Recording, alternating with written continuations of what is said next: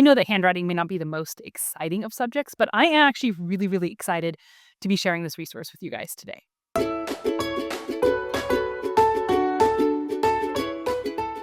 Hey guys, welcome and thanks for joining me again today. So if you are new to my channel, I am a young homeschooling mom. I have 3 children. I have a first grader, a kindergartner, and a toddler.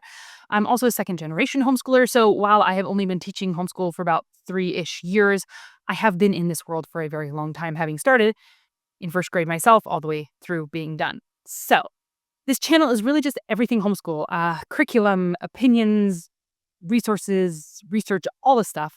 So if you like this kind of thing, go ahead and subscribe, comment below, like the video. All those things just help my channel out. But today's resource.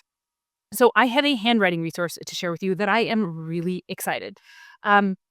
This is Handwriting Level K from Foundations of Homeschool. So Foundations of Homeschool, it's a new homeschool creator who is starting her own resources, and she reached out to me a month or 2 ago asking if I'd be interested in showing some of her resources to you guys on my channel. Now, I do really enjoy being able to share resources from smaller curriculum companies or makers and get the word out for them, because it's hard as a new creator, if you have something really good, to get the word out when there's so many big box companies that everybody knows about. It's kind of harder to find your niche and get the word out and people to know your product. So I like being able to do that. So I said, sure, I would love to show her products to you guys. So she sent me a copy.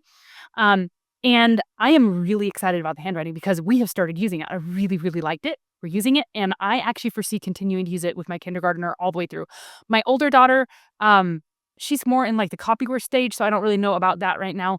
But for sure with my younger daughter, we are using this. We started a couple weeks ago, and I see no reason why we wouldn't continue, of course, unless something comes up. You know, that's always the case with the homeschool rule, unless something comes up. But for right now, we are really, really liking it. Currently, she only has level K out. She has level 1 and 2 and a pre-writing level coming out summer of next year. And she has plans for cursive down the road. The level 1 and 2 are both manuscript.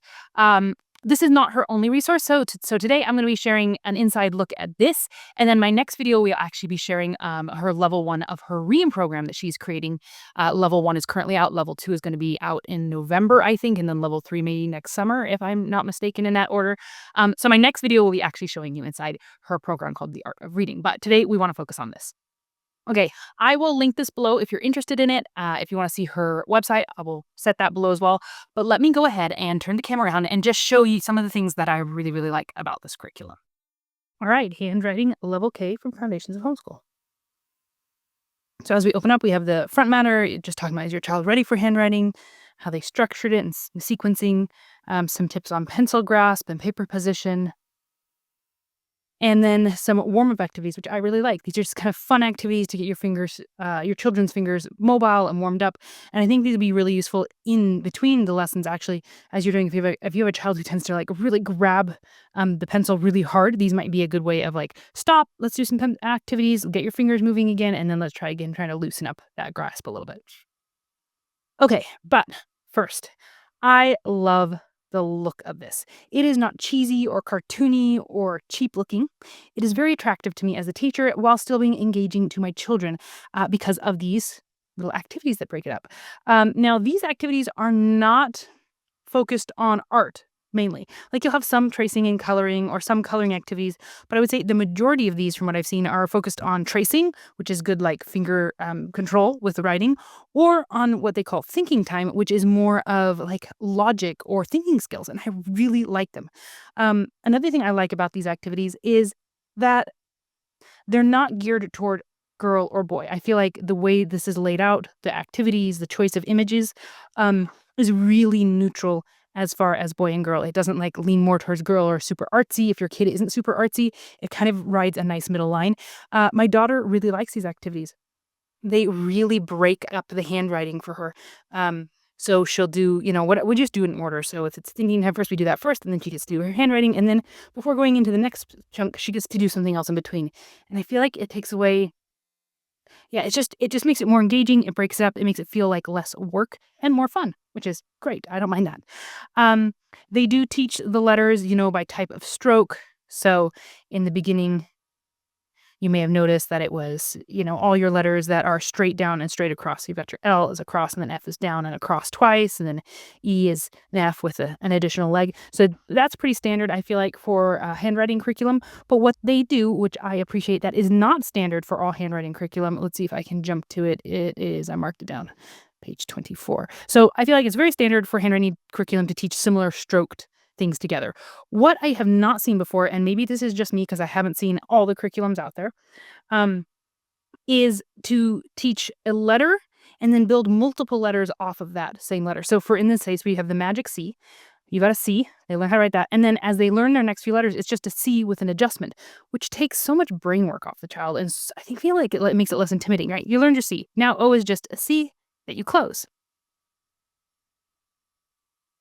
A is a C, and then you go up and down. You just make a straight line. D is a C with a tall tail, right? E is just a C that you close. So I feel like that trick of just simplifying it for your child's mind, I love it. I have not seen this before. You have a J, which is a hook, and then you just take your A and your J, and you put them together. You make your A, and then you put a hook on it. Q is just an A with a straight line, right? So you've got all these tricks to make it so that your child doesn't have to think as much about what they're doing. They just can build on what they've already learned. And I really, really love that. Another thing they've done is she does not teach her numbers separate from the letters.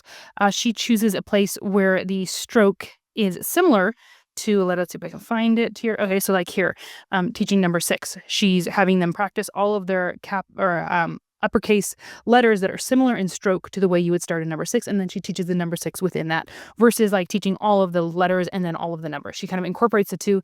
And as she continues to teach new letters, like you're learning your D's here or your Q's here, she's continuing also to add in practice of things that they've already learned. So it's not like just one letter, which I think also helps break up the tedium for a child, but you're continuing to practice what you've already learned while continuing to build on new letters.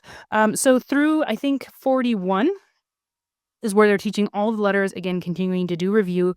But then at 42 through, I think, 60 pages, it's just continued practice. They're just practicing the various letters, various numbers, continuing with these thinking time, logic skills. And again, I just think this is very attractive in layout. Simple. It doesn't clutter, but attractive and fun for kids. Okay, and then when you reach page 61, she starts incorporating words. So you would do your C, you would do it, and then you would write cat.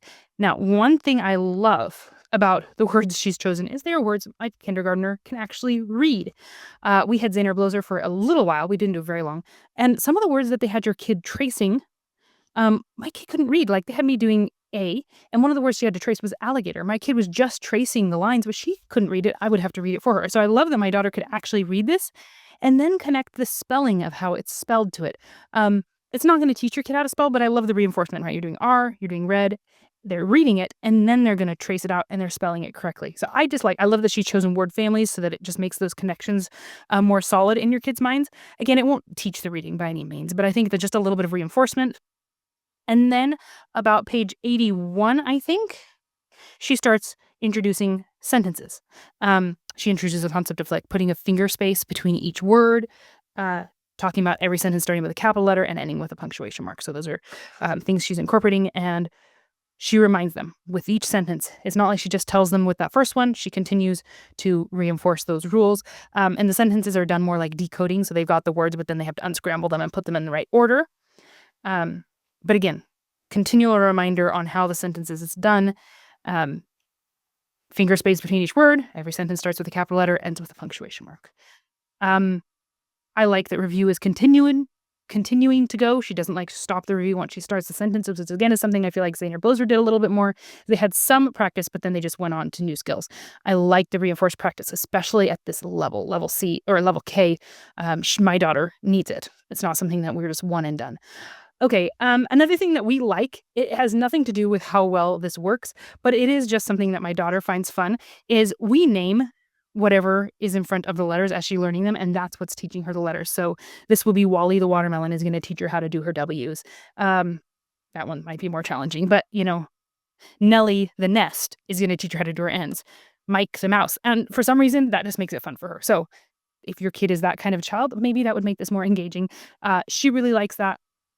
Um, Another thing to note, and this is not really something that's important, I noticed it, so I thought I would mention it, is this curriculum was designed in Australia. The creator is from Australia, so the paper size is just a tad bit different than an average U.S. letter size paper. And I think most of my viewers in U.S. I just thought I would mention this. So I printed the same page out on a normal U.S. letter size paper, so you can see that it's a little bit shorter and a little bit wider. Now, when you print it out, it looks totally fine because there's really no side border. So it doesn't look funny like you have lots of extra wide margin. It looks pretty normal to me.